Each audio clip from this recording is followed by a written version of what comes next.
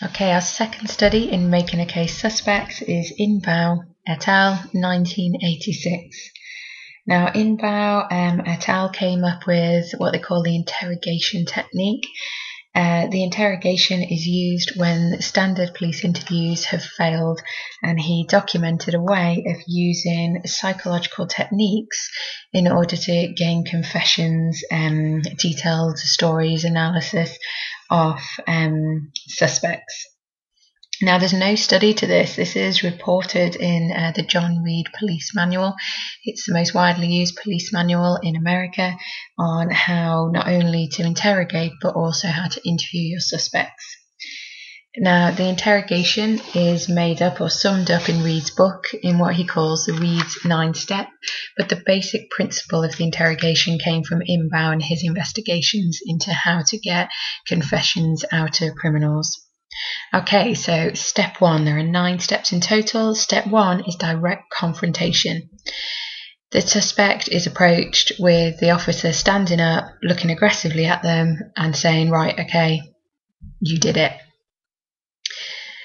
Now, the offender won't necessarily confess at this point, and this is where the true interrogation starts. They get a chance to shift the blame. It's not really my fault. We understand that your circumstances led to this. Somebody else got you into this. And you show here a little bit of sympathy towards the criminal.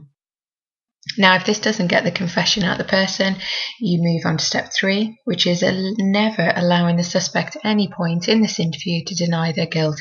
So every time they say they're not guilty, you shout at them aggressively, saying, you are guilty.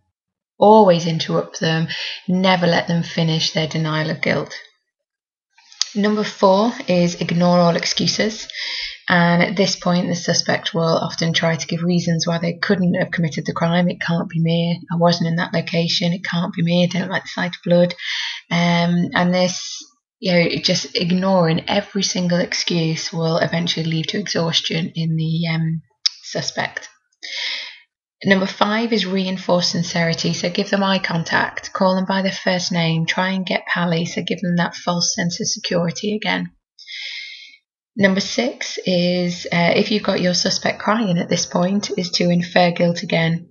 So eventually you've worn your victim down, you've interrupted him all the time, he's becoming quieter, he's listening at this point. Start offering alternatives. And if the suspect starts breaking down emotionally, this is where you start again with inferring the guilt. Step number 7 is pose the alternate question. This is giving the suspect 2 choices. So one is the more socially acceptable. It wasn't your fault, it was the situation you were in. But the other one is more about admitting guilt and the dispositional within them.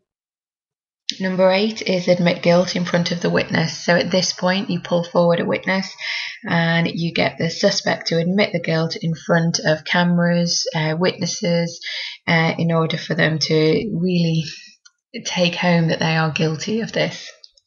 Number 9, and the final one, is to make sure that everything is documented. Now, nowadays, it would all be recorded, videotaped, and you'll see some of this in the next study.